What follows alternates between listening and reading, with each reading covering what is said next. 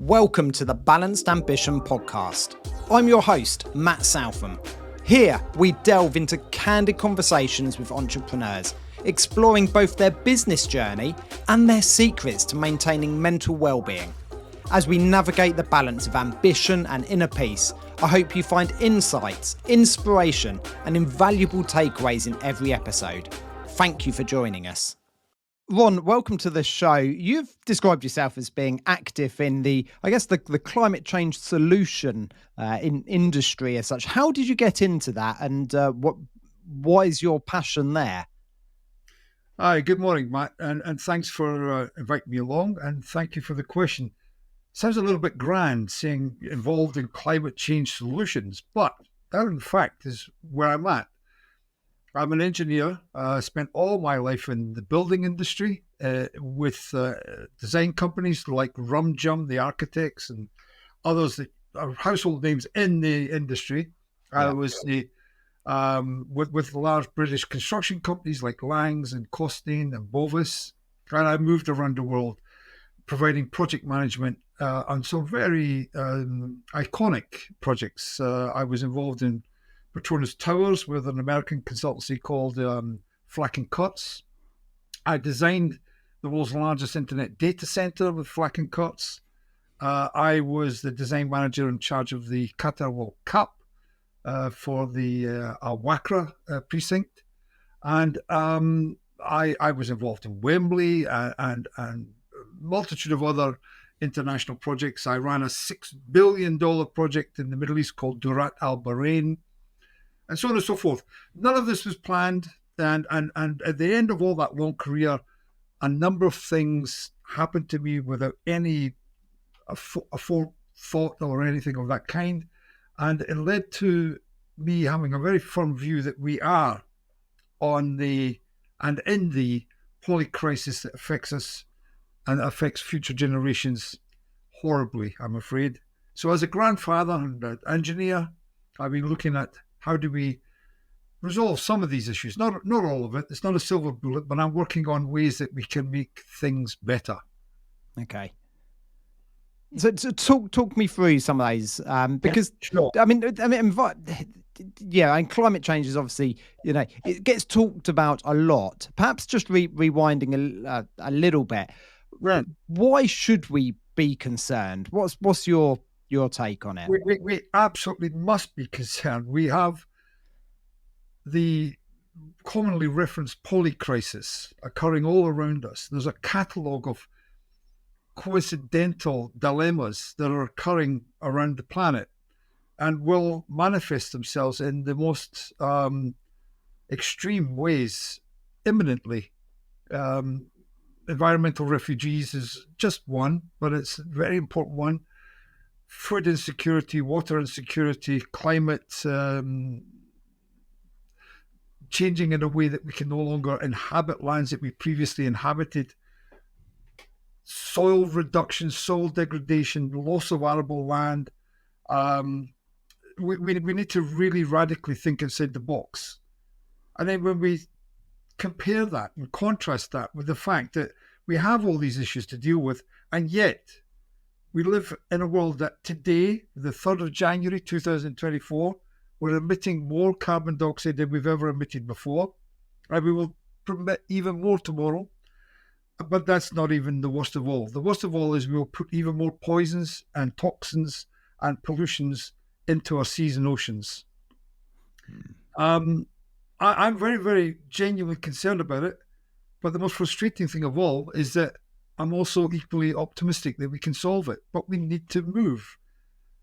My line of thought is that how do you overcome this apathy? How do we stop or change what appears to be an indifference by the general public to what needs to be done?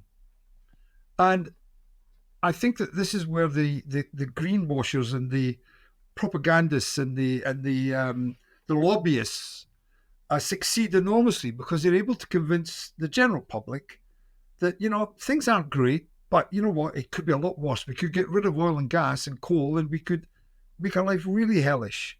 It's already looking quite bad, but it could be really bad. That's nonsense. So First of all, I want to be absolutely clear. What I stand for is to stop the burning of oil, stop the burning of fossil fuels. I believe as an engineer, I have to be pragmatic and realistic, and that doesn't mean that we stop accessing oil or utilizing oil, but we have to stop doing it in the most harmful ways. We have to stop burning it. So that means we've got to find alternative methods.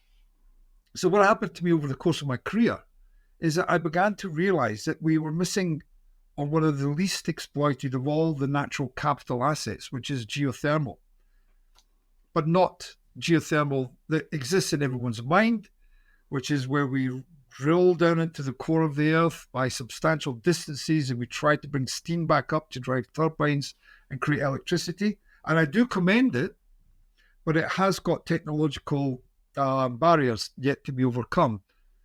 My geothermal interests are in shallow geothermal, accessible and viable. So I would like to explain a bit more about that. Absolutely. That can't just be said and then left. No. Like putting something on the table with it and any explanation. What had happened to me, and I think this is an interesting story, I hope it is anyway, Matt.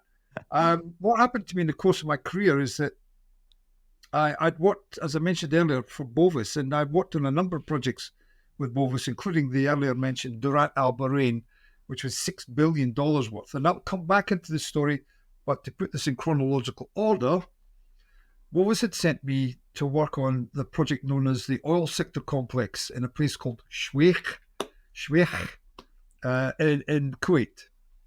And this was a very high-profile, prestigious project because it's where the vast oil and gas interests in Kuwait were to be headquartered. Okay. Twin towers, beautiful twin towers designed by a local architectural practice called SSH, Sabahani something. My memory fails me. But they did a very good job with a very beautiful concept of twin towers and an infinity pool and a very, very beautiful building. No question about that. You've got to give them credit where it's due. I arrived on this project, and as the project manager, it was my duty to ask some due diligence questions of the consultants involved. And I challenged the way that they were to build the frame, concrete or steel. How were they going to provide the materials and the cladding and the so on and so forth? How did they meet the employer's requirements for space and utilization? And all these questions that somebody like me is obliged to ask. Yeah. So I can tell the client that we're going down the right path. And I got to the question of asking, how do we air condition this building? And I was informed that what we would do is that we would use seawater. And I said, well, look, let me just say this. I've just arrived here from Hong Kong, where I spent 8 years. And much of Hong Kong, central Hong Kong, is air conditioned using seawater from Victoria Harbour. A company called Jardine Matheson owns a network of seawater distribution pipes, and various buildings tap into this. And that is the platform from which they air condition these very intensely conglomerated urbanization in central Hong Kong.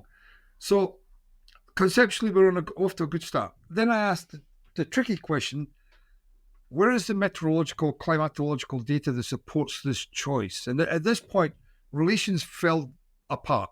I was asked, who did I think I was to come to my country and ask these questions?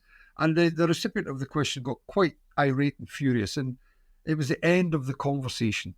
He didn't like the question. No.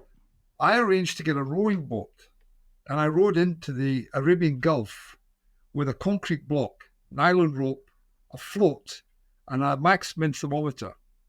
And I positioned and suspended the thermometer in the location intended for the seawater intake. And I measured, when I recovered the thermometer 1 week later and scratched all the barnacles off it, which had inhabited the thermometer within the space of 1 week, which is extraordinary. I cleaned it, and I've discovered that the temperature recorded in that week was 38 degrees Celsius. That's about the same temperature as your blood, I hope. Yeah. I certainly hope so. I asked Carrier what happens. I couldn't ask the local carrier representative because politics forbade him for saying anything that would make the consultant look bad. So I bypassed him and went straight to the USA and asked Carrier, what happens when I put water at 38 degrees Celsius into your water-cooled chillers for air conditioning? And he wrote back and said, our chillers don't work at that temperature. That's off the chart. So we had already established that this concept could never have worked. Wasn't going to work, no. Meteorological data did not support that choice. So we had accomplished something. We'd reduced the choices for how do we air condition this building because that concept would never work. But while we're on the site, bearing in mind that this design review is many, many months before the implementation of the design, we're looking at design stage, trial and error or substantiation, validation. While this was happening, we were at the early stage of preparing the site. And there was a lot of ground engineering going on with augering the holes that would become the pile supports for these towers I mentioned earlier. And what I'd noticed is that the water inside these holes varied in height across the course of the day. And what I very quickly established and realized was that they correlated with the tides. So as the tide at sea, some distance away, went up and down twice a day, so did the water in the well. And I just thought, well, wouldn't this be interesting to measure? And I put my reset thermometer into the hole, and I got 28 degrees Celsius. Well, I didn't have to contact Carrier because I knew from the catalogue that was well within the operational range. Within the range, yeah. Perfect. But here's the best thing of all. For a Carrier water-cooled chiller to work, it would require a cooling tower to cool the water that would then be delivered to the chillers at around about 35, 36 degrees Celsius in the height of summer. This was 28, much cooler. So we didn't need cooling towers. We made the cooling towers redundant. We could, in fact, have smaller chillers to get the same cooling capacity. There was just a win-win-win. Yeah. Because cooling towers take up all that space. They're hard to hide physically, and they emit steam or clouds of condensate at certain points in the year. They're quite a challenge. And maintenance is a nightmare. So I was able to say to the client, I've got some very, very good news. I've established that we can use the water-cooled chillers that are required to cool the buildings, but not with cooling towers, but using groundwater. And he said to me, this is wonderful. Has this been done before? And this was around about the year 1998, 99. And the web wasn't as sophisticated as it is today, and certainly wasn't available to me in Kuwait. I couldn't answer the question. I could not establish whether it had ever been done before, and I had to give my client an honest answer and said, look, this may be the first of its kind. And he said, well, that's interesting, but we don't want to be your guinea pig, and therefore we're going to go for a tried and tested solution. Well, look, to try and move the story along a bit more rapidly, that is a very important event that is a milestone in my journey. Because what happened was I became intrigued with this whole business of subsurface water. How can it be acquired, utilized, and so on and so forth? Some years later, not having been able to develop the idea other than be motivated to research it in my own time, some years later, I was sent to Bahrain. And my challenge, or the task I was given, was to run the $6 billion Durat Al Bahrain. And Durat Al Bahrain is a sight to behold. I would invite you to go on the internet and find Google images of Durat Al Bahrain. It's a beautifully designed land reclamation by a chap called Tim Wright, who's the architect for the Burj Al Arab in Dubai, who worked for Atkins in Epsom, Surrey. So there's a call out for them. And because they did an excellent job, the master plan of Durat Al Bahrain is something of beauty, and they should be proud of it. It consists of many islands connected with a circular causeway offshore islands connected by a circular causeway. And so it's got great symmetry, and that also lends to great utilization ability. So it's a very, very prestigious project, and it came in at a very modest $6 billion. So, we had to get it right. There's no question about that. So we went through the same exercises I'd done before in Kuwait when I asked the client, do we have roads for the 70,000 people that will occupy Durat Al Bahrain? No problem, I was assured. We had roads. And do we have telecoms? Well, yes, we do. Most question, without doubt. And everything was not a problem. They'd all been researched. The electricity was in the bag. And I said, then water. And that was a funny one, because what happened then was that everybody sitting on the other side of the table from me started to shuffle and look at their feet and got a little bit embarrassed. And eventually it was quite clear that we didn't have the water we needed. The Bahraini Municipal Utility Company was, I think MEW, were unable to give us the water needed to service this size of population on that size of site. So we had a water problem to resolve, and we didn't know how. And I said, look, you'll never believe this. You'll never believe how incredibly lucky you are. But I've been researching something that I've given the name of subsurface water abstraction. And this will solve our problems. And he said, well, tell us more. So to cut a long story short, today, some 15 years after the event, because this was eventually built by the year 2010, so we're about 2008 to 10, so we're about 15 years after the event, we have a subsurface water abstraction system that acquires about 100 million litres of water a day, much of which is desalinated in order to irrigate the 18-hole Ernie Els golf course that only exists because Arabs like to open their bedroom curtains in the morning and see green. And they paid a premium for the properties so they could see green. So we contrived a way of giving them a green vista. We put in a golf course. It's popular, but perhaps wouldn't work commercially on its own. No. But it's there because it gives us the green views when they green open the space to sell the property. Yeah. And people will pay a premium for it. So that helped sell the project. And it also helped landscape the other parts of the community. And it also helped with the potable water requirements and so on and so forth.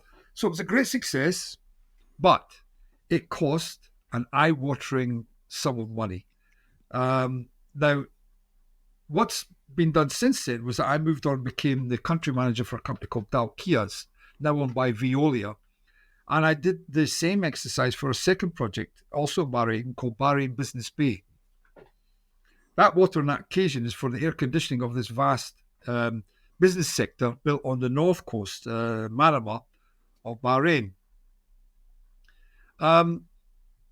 Both of these were done in the same way, the same method of installation, the same rudimentary form of design. And I finished my involvement with these around about the year 2000 and, as I mentioned earlier, 2008, 2010, thereabouts. And I moved on to Qatar World Cup design, so on and so forth. Both these systems are still working today. They've never had a day's interruption. They provide precisely what they're intended to provide, which is the platform for drinking water, for air conditioning, for cooling, etc. So they work with great success, but they are, disturbingly, they are very, very expensive to install.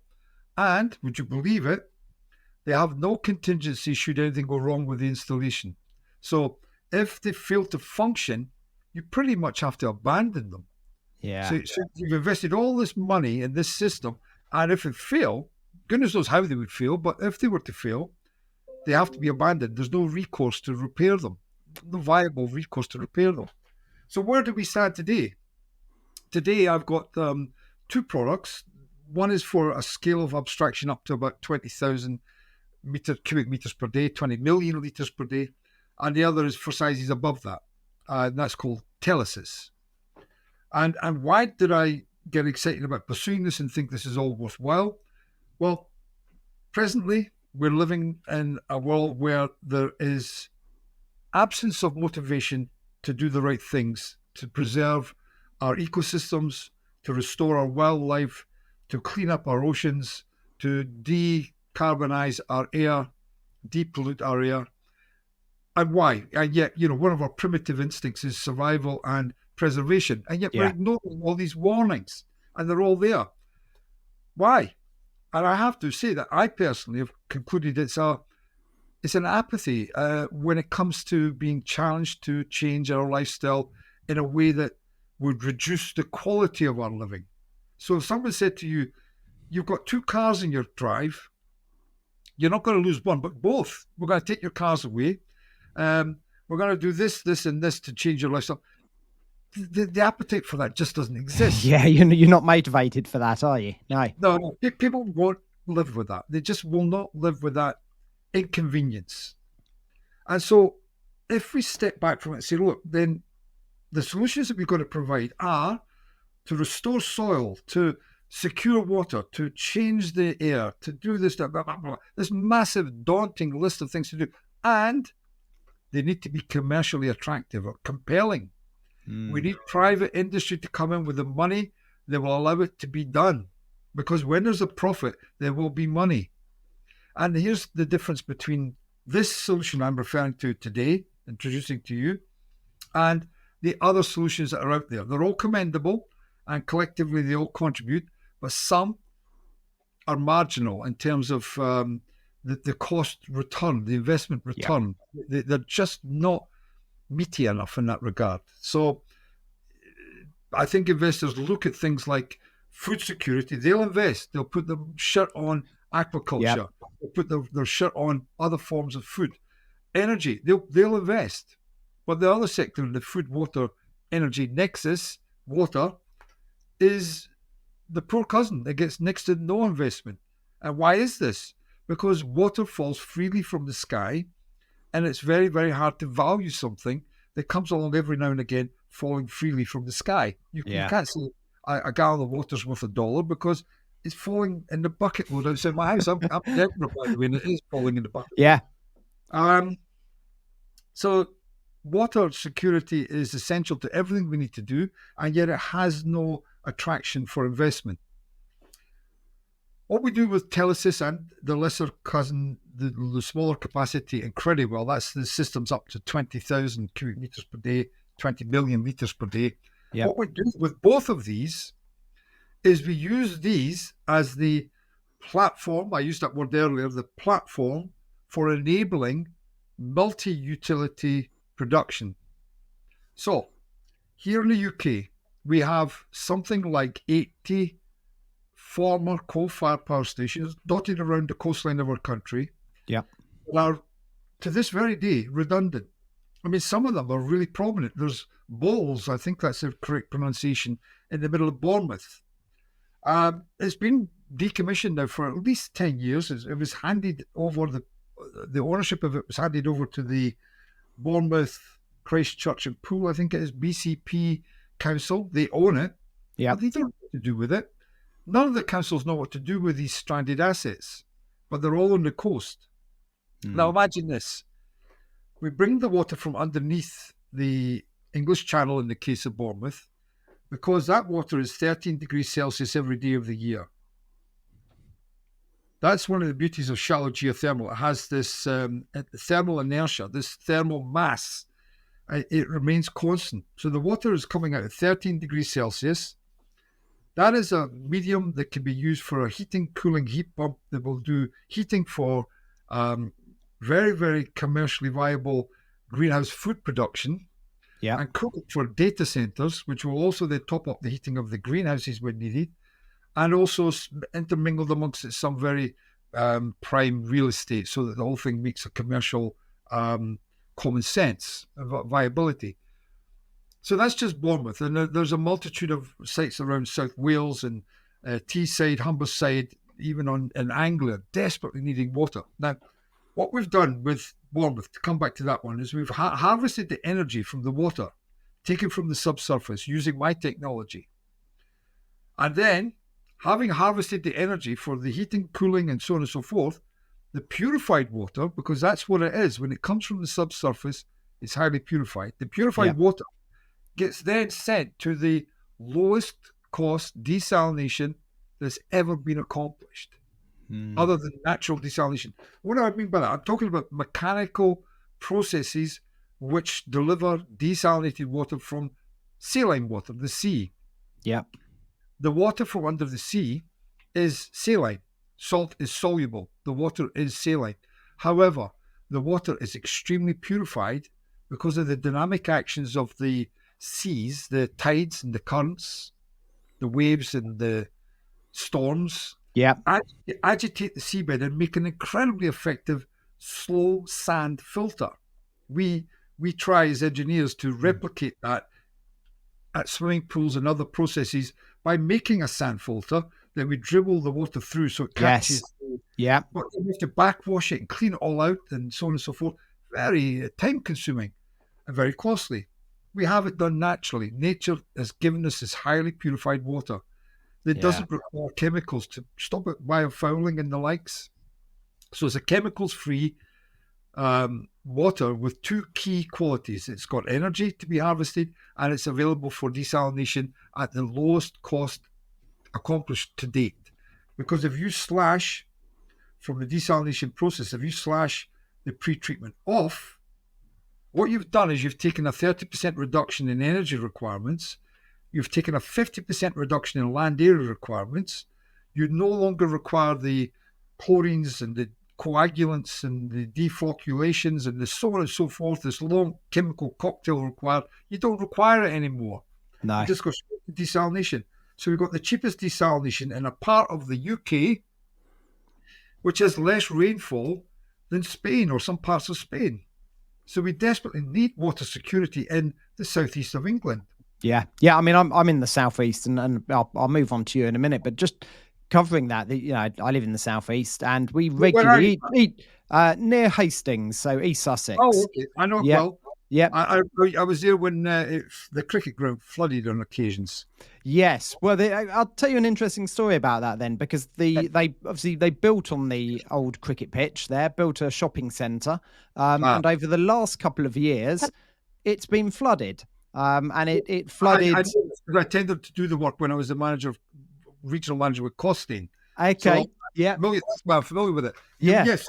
Sorry, Matt, carry on. So so that's flooded. But so we have this problem in the winter, obviously there. But every summer there's always hosepipe bans and all of these, because either there's not enough water or they can't ship out the water quick enough to us. And obviously there's been masses of house building and development and things like this. But all of this comes down to the question that often is asked, I guess, is like, we're an island. We're literally surrounded by water, yet you're telling me we've got to have a hosepipe ban because there isn't enough water. And what you're sort of saying is actually there can be a solution here that not only solves part of that problem, but actually reduces the impact that we have on the environment as well by using the seawater for a multitude of different things, whether that's cooling data centers or heating or whatever. Well, that last part of your statement is my reference to the commercialization of it, because what I'm trying to do is to make it commercially commendable, commercially attractive, so that it will bring in private finance. Because I think private finance is there's a ton of money, an absolute eye-watering amount of money that's in bank accounts all around the world waiting to be invested somewhere since 2008. So we really need to start to come up with ways that will improve our lot, but will last a long time, will return a profit, and will repair the damage that we're doing to the climate. In the case of Hastings, you have this paradox where you've got fluctuations between one extreme, too much water, and not enough on others. It's really frustrating. I understand that. That's partly to do with the Victorian design of our sewage systems and water management, where we've combined sewage and surface water into one system, which was a great mistake, but that's with hindsight. The reality is that we need desalination, not because we need that to replace this, but because what we need is a small amount to fill the gaps. Yeah. Because when you're underneath the secure level on a chart or a graph, you're insecure. So if you've got less than demand, you're insecure. So what we need to do is fill those short-term gaps and have a facility that's able to do that. And so the proceeding with desalination in Cornwall, but I think in the next 5 or 6 years, you're going to see a tremendous number of announcements from Hull all the way down to Cornwall, right across that southeast sector, or southern sector, all the way across the west, in fact, because it's simply required. So what's putting people off currently is that many people And interestingly, not far from where you are, along at Folly, Southampton, Yep. Southern Water attempted to build a 70,000 cubic metre per day desalination facility and failed miserably. And it's all their own fault. They were hopelessly inept with it. I just say it the way it is. They were hopelessly inept with it. They didn't think to try something different. So what happened was that they showed people what they planned to do. We're going to suck water from the sea. We're going to process it. We're going to give you drinking water, and we're going to put the poison toxins back into the sea in concentrated form, pretty much not far from where we took the water out in the first place. So one of the residents in the area, I think his name, is it Chris Wakeham? Is that the right name of the nature guy? Yeah. Packham? Chris Packham. Yeah. Yep. He's a resident in the New Forest area. He was impacted by this decision, and I don't know how big an involvement he had in it, but he was involved. His name was used in those who objected to this proposition, and they failed at the very first barrier. They failed at the very first barrier because they had nothing to give back. So what we've got here is a proposition to give the local people a desalination system that was perceived to be discredited, destructive, and unaffordable, because Sun hadn't attempted to do anything to mitigate the destruction, anything of any great consequence, and they hadn't done anything to change the process that would allow it to be done at a more affordable cost. So if they had, in fact, utilised a subsurface intake that I could have provided to them, but they didn't even answer my emails at all. I sent them in person. I got the names of the people involved and the personal emails, and I wrote to them and explained at a very high level what could be done, and they didn't express even the slightest interest, which is why perhaps you pick up my kind of frustration there. Yeah. I've got a bit of contempt for their arrogance. I mean, how dare they think that they've got all the answers, and it's quite manifestly clear they had no answers whatsoever. So it failed on the destructive aspect. We knew that they were intending to suck water from the surface of the solent, and what that would have done is it would have brought with it all the microorganisms and even macroorganisms, meaning the life forms of the next generations, the tiny egg-sized, microorganisms, and also some larger fish and plants and so on and so forth are drawn into the system. No matter how much they try to mitigate that, it happens. That then is destroyed in the process. Whatever life form is in there is all filtered out and destroyed, mostly by something called, and this is an industry term, not mine, shock dosing. Shock dosing means huge volumes of chlorines added to the water to kill the life that's in it, to stop it inhabiting the intake. This shock dosing results in huge levels of chlorine coming in with the intake and being presented to the desalination process. So the first thing that has to be done is the water has to be dechlorinated. Seriously, that's how they do it. They bring it in, they chlorinate it, they dose the system, the intake, they dechlorinate it, they deflocculate it, they decoagulate it. That's allowing the particles to submerge or sink. And then they put it through sand filters and so on and so forth. Then they desalinate. So all that I've described is pre-treatment. With a subsurface intake, pre-treatment is eliminated. We don't need it. We don't do any harm to the microorganisms. We cannot influence the macroorganisms. They don't come into the picture because we're several meters below the surface where they inhabit. There's nothing below the seabed. And so we slowly bring back this percolated water. But what we do is we allow or ask Southern Water, or in this case, in Cornwall, SWW, Southwest Water, can we put in a plate heat exchanger? It just allows us to harvest the energy before the water arrives, highly filtered, naturally filtered, at your desalination facility. They probably have no objection, doesn't benefit them or detract from their operations of one jot. So they say yes. And so what we're able to then do is to give the people of Plymouth or Southampton, Portsmouth or whatever, district cooling and district heating, serviced by the energy of water. So this is where the second revenue stream comes in. Now, come back to one other thing. I said that this is a chemicals-free process. So there's a third revenue stream. The water comes in, energy is harvested, revenue 1. It's then desalinated, revenue 2. And the brine, the chemicals-free brine, makes a wonderful high-quality feed source for mineral recovery because we haven't contaminated it with chemicals. Yeah. There's no toxins, there's no chlorines, which are carcinogenic in that water. There's none of that because we didn't do it at the intake. So what you're able to do is you're able to harvest potassium and magnesium, even lithium. But you can harvest, if nothing else, you can harvest high-quality iodine-rich sea salt. And we can all benefit from that because that stuff that you get, well, some people get and put on their table is nothing more than bleached byproduct from the Siberian salt mines. They harvest the salt overseas in these places to get minerals that are very valuable in other industries. Okay, yeah. They're left with a brown slag heap, which they thought, what the heck are we going to do with this? It gets ever higher and ever bigger. Bleach it and sell it to the stupid people who want salt at 20p a bottle. That's what you got. That bleached brine byproduct after the process of harvesting the minerals is actually negative value. It leaches from your bones calcium because it doesn't contribute anything. No. It actually leaches. It's not good for you at all. Real sea salt is beneficial with iodine and magnesium and so on and so forth, but the bleached stuff, no good whatsoever. So stay away from that. So there's your third revenue stream. Now, Yeah. think about this now. What we've got is a desalination process that would have cost a great deal more because you need more land for the pre-treatment, you need more chemicals, you need a higher maintenance regime, so on and so forth. It would have cost a great deal more than if you'd used the subsurface intake.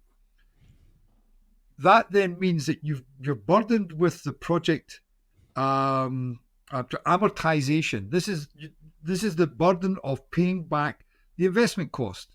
It's like a mortgage. You buy a house, but you maybe borrow £200,000 to get that house. You put in 200,000, and you've acquired 200. You're burdened with repaying that 200,000, which will end up being 400,000 by the time you pay it off over 25 years. Amortization on desalination is a significant OPEX cost. It's about 35% of the overall cost. You don't have that huge amortization anymore because you haven't had to buy all that pre-treatment, all that land, and so on and so forth. So your operational costs have reduced by, believe it or not, 50% of the desalination. 50%. Okay, yeah. You're selling the people in the southern water catchment water at a lot lower than it would otherwise have cost. That's revenue 1. You're also receiving a revenue from those who are the beneficiaries of the energy that services the district cooling and heating. Revenue 2. And you're also selling your byproduct, or at least having them take it away from you, for revenue 3. So it transforms the whole viability prospect, the feasibility prospect for that gap site in Foley and Bournemouth, probably near Hastings. I'm not sure what you're at. We've got a coal-fired power station that was made redundant in that area? No, I don't think so. No. Well, there was only about 120 around the whole coast. But so the chances are you wouldn't, but equally you might have. So that's desalination in the UK, or district heating, district cooling for decarbonised heating, cooling in the UK. But then you take that same service, that same platform of subsurface water, and you bring it to somewhere like Morocco. Now, this is extraordinary.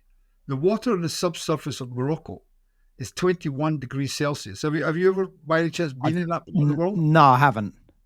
Well, you know, it wouldn't surprise you, I think, if I tell you that the ambient air temperature above the sea, Marrakesh, Casablanca, whatever, is it in the high 40s in summer. Get up to the mid to high 40s in summer. 21 is a temperature, if you were to put it through an air-to-water cooling coil, would allow the moisture in the air to condense in very, very substantial volumes. So what we do with the water in this case is we put it through this coil and we abstract water from the air, not in small domestic quantities, but in municipal, industrial scale quantities. Then, once the water is given up its cooling capacity through this coil. It's still highly purified. And guess what? It goes on to the desalination plant. Yeah. So we merge the two waters now, and we give the whole city of Casablanca all the water it needs from that one process. Yeah. At a cost that's never been accomplished at any time. No, so there's a real passion you've got for this system that obviously can make some major changes to just the way we operate. I want to move on slightly and just ask you on I suppose, a lower individual level, because for people listening, a lot of us, we almost have very little control over implementing that, but there will be lots of people who are concerned about the environment and the impact we as humans are having. So just to finish off there, as you're passionate about the environment, what small things can individuals do to start helping? Yeah. I quite often get a little bit, I don't know if bemused is the right word, but I've got 4 kids, and the youngest is very active in her own form of climate change response, and so she'll not have a plastic straw, which means she has to cope with paper straws, which don't work. They collapse and they're Yeah. She dispenses with straws altogether now.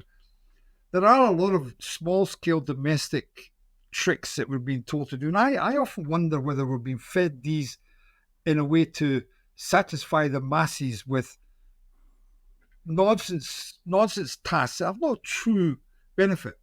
So there's a couple of there's categories of what can an individual do. So I think that these small-scale things are quite trivial. When you look at the amount of coal that comes out of Australia and is burned in India every year, we need to look at big changes to make any meaningful progress, because we're way behind the curve right now. We need to catch up. These small things I'm not interested in that, and good for you if you get on with it and recycle as best as you can and all that kind of stuff. Although I do remember when I moved south many years ago, the town I lived in. Well, I lived in Hitchin in Hertfordshire. It was discovered that we had these big dome-shaped bins in the municipal car park in the middle of town, open surface car park. And I used to go down there loyally, put my plastic there, my paper there, my copious numbers of wine bottles there. And I discovered afterwards that they all went back to skip and were all mixed up again. Yeah. Oh, that really annoyed me. So I think that the most important thing we could do is to become active in a municipal, in a communal way. I think that's the most important things that we as individuals can do. So, for example, when Southern Water says we're going to give you desalination because we have to, because we're committed under edicts of our contract to provide you and secure you with water supplies, we were compelled to do it because that's what we undertook to do when we signed the contract. And pay our dividend holders vast sums of money, even when we're losing money. But that's another matter. But the fact is, Maggie Thatcher privatised all the water, and there we are, sold it mostly to the French and whatever else, and that's what we're going to live with now. And the fairly inept, what are they called now? Is it Ofwat? And they're ironically Rapid. They have a division called Rapid, which is so funny when you know what they actually produce and how long it takes them to do it. Well, to tell you a very quick story on that, obviously where I am down in Hastings and nearby Bexhill and all of that, we had many days over the summer where we were advised not to swim in the sea because, back to that, whether it's the Victorian sewage system and things like that, at least twice a week, sewage was being let straight out into the sea, not far off the coast, pretty much pumped straight in, and we were all told not to go in. So we rely on a tourist industry as best as you can, on it being a seaside town, and just for residents, and yet you're having to avoid the sea because that's what's happening. Yeah, but imagine that you have no options to that. If somebody says to you, listen, Matt, you're going to have to put up with that. And furthermore, it's probably going to get worse. And you think, oh my goodness, what kind of way is that to live a life, to have that black cloud over your head? Yeah. What we need to do is educate ourselves. And I don't mean that in a burdensome way that we need to go and do a MSc in environmental science. Not at all. But we need to educate ourselves what there is out there and by way of alternative methods. So I think, for example, what's happened with great success and very, very marked value is photovoltaic panels on our roof. Yeah. We have to watch out that we haven't lost the ability to sell our house because we're so selling rights to the people. Yeah. There are things we should be guided with that make it something we can do without incurring great costs. We shouldn't have to burden ourselves with cost because it's very, very doable. So we should be doing. We should be sponsored by the government, like insulating houses. There are ways that we can. I'm a big fan of efficiency, Matt. I think that by making our systems more efficient, we can make the task of turning green much more doable. I mean, I wonder how many people in the public know how much of the electrons that's generated in electricity actually arrive in the house. How much of that's wasted between there and here. You know, it's just immense. Yeah. 20% is all we get from what we make and all that kind of stuff. Yeah, and again, same with the water. We know, I mean, even locally, there was quite a large leak on a road nearby. I mean, it was weeks until it got repaired. You know, we're all told we can't use a hose pipe or whatever, and whether we needed to, I don't know, but restrict our water usage. But literally, the road was flooding for probably 3 weeks, where it was pumping out constantly. And yeah, so there is something about these systems that I haven't mentioned, and I think it would be wrong to not get it in there. And that is that somebody thinks, well, what are these things? Anyways, this guy's talking about this strange man who's with an accent. What is he talking about? We're talking about a particular invented configuration of high-density polyethylene pipes. Now, one of the blights of our age is plastic. There are plastics found on the high tide of the most beautiful Indian Ocean ice islands, and it's everywhere. It's everywhere. I spent 8 years in Hong Kong, and I saw the way everything was thrown in the sea there. Not the Hong Kong people particularly, but the mainland Chinese who came in to help build Chek Lap Kok and the likes. Pollution was just such scale. It's there. It's everywhere. It's microplastics now and so on and so forth. Plastics is the blight of our age. However, I don't believe in stopping oil altogether. I think oil will have some use for the production of planets, for plastics and many other things. So I'm not saying stop oil. I'm saying don't burn it anymore. Yeah. I'm saying become more efficient. When we put this plastic under the seabed, in which case it's protected from the ultraviolet of the sun, the life expectancy of that plastic pipe is measured in multiple hundreds of years. It's pointless to go beyond that because you could just make up any number. But the life cycle of these is enormous. It's 300-400 years guaranteed. So you've got these systems under the seabed that passively draw water for the next 300 or 400 years, which means that you're not paying an awful lot in the amortization because it's written off over that length of time.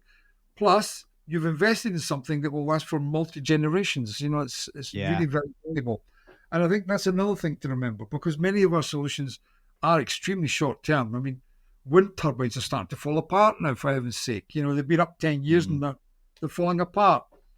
We need something long-term, and I think natural capital is the solution, and that's what ultimately we're about. We're harvesting inexhaustible natural. I call it inexhaustible because if I were to take 100,000 cubic meters per day in the vicinity of Plymouth for Southwest Water, let's use real numbers. They're looking for 40,000 for their desalination plant. That English Channel location is connected to the Atlantic, which is connected north and south to the north, the Arctic seas and the Antarctic, and ultimately the Pacific. It's connected to all the seas and oceans around the planet. It's nothing. It doesn't come on the scale when you measure that volume of water compared to the capacity of the water that's on our surface. So it's effectively inexhaustible. Yeah. Now you've got an inexhaustible water supply and a life cycle system of hundreds of years. Yeah, it really is the platform for robust, meaningful transition that turns a profit. Yeah. You can really see how this conversation does need to be had. And I really take your point, actually, that some of the smaller things we do, maybe we are being encouraged on those so that actually, but they don't really make the impact that we need to. They're probably not. It probably makes us feel a little bit better about ourselves, but perhaps doesn't actually have the impact on the environment that we actually need to make a serious change in the course of direction that we're going.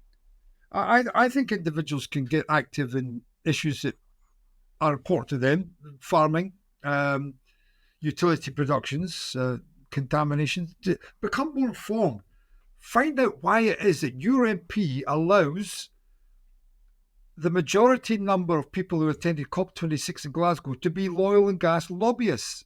What place do they have in the COP meeting? What place do they have? The motive is obvious. So why is your MP staying quiet on that matter? He should be representing you if you object to that being the case. They should have said, we're not going to have COP unless you change the numbers. This is all wrong. They don't have a place at this meeting. We're trying to resolve things. We're on to our 28th COP, headed up by one of the biggest oil and gas producers in the world. What a mad world we live in. We need to get a little bit more active by getting our MPs to work for us. And if they're not the people who are willing to represent us, then they need to go. We need to change who represents us. Yeah. Ron, I want to finish today by asking you a question that is completely different to what I've asked anyone before. But if someone was watching this podcast in 100 years' time, what position do you think what position would you hope they will be in? Will they be like, we're still having this conversation, or, you know what, I'm glad we listened? Where do you think we'll be in 100 years?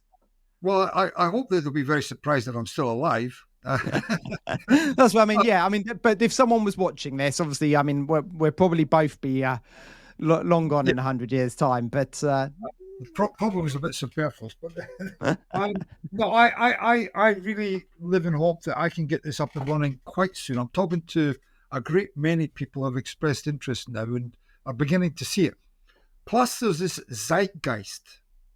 There is a real understanding amongst people. Articles and papers and academic papers, and so they're beginning to understand that we simply cannot continue the way we are, and that there are other ways out there. So I think that 100 years from now, that the subsurface abstraction intake will be commonplace. I really do think it'll be commonplace. The way the demographics and the trends of today are that large cities are becoming mega cities. I think the measurement of that is 10 million and above. I think that's when you qualify as a mega city. There are at least 60, 70 of them currently, at least 60 or 70 of them. 40 of them are subsiding into the sea. Now we've got rising seas and subsiding land. Why have we got subsiding land? Because we're abstracting groundwater. Now you probably know that water is largely incompressible. You cannot compress water. No. But you can air. You replace a void in the ground that previously had water in it between two stratas of rock, and you take that water out because you're taking groundwater out to service the people above. You've left air in it. What happens? It sinks. Yeah. You can't put it up again. You can't put the water in the hope to jack it up again. No. Irreversibly. We've got irreversible land subsidence caused by uncontrolled groundwater abstraction. We have to stop filling the Southwest Water Network, the Southern Water Network, Affinity Water. I don't know who services you in Hastings. Is it Affinity Water? No, Southern Water. It's Southern. Yeah. Right. But we have 17 or so of these in the UK. The ones that are in the north, well, that's where I am, and it rains all the time here. But in your patch of the woods, we must stop surface water abstraction. So I think that what I'm talking about will become commonplace, to answer your question, because it's essential. We cannot hope that chalk rivers will exist when we reduce the content or quantity within them, which in turn concentrates the pollutants within them, and expect that which lives in it will survive. And yet that's where we're going to top up the southern water, the affinity water. We're taking more and more water from the surface, from the wetlands. We've reduced our wetlands by 70%. There's nowhere for wildlife to live anymore. If we want a planet that's in any way recognizable for our future generations, we have to watch how we acquire our water, which means we're compelled to go towards desalination because that's where all the water is. Yeah. It will become commonplace. Common sense will prevail. I hope you're right, Ron. And I guess watch this space. But thank you so much for the conversation today. Thank you for explaining that to me and to everyone who's listening. It has been insightful. I want to just say to your question about what should people do? I want people to be aware of what's out there, options that are out there. Yeah. There are many very, very commendable and good options. We're being taken down other routes because of the lobbyists that attend COP and so on and so forth. So that's what I'm hoping to accomplish, is just get the message out there. Well, really appreciate it. Thank you very much. Enjoy the rest of your day. My pleasure, Matt. Thank you again for your time, and have a nice day. Thank you for tuning in to this episode of the Balanced Ambition podcast. I genuinely hope the stories inspire you as much as they inspire me. If you found value in today's conversation, please share it with a friend. And remember, by subscribing, you won't miss an episode, and it would truly mean the world to me. Stay balanced, and I'll see you next time.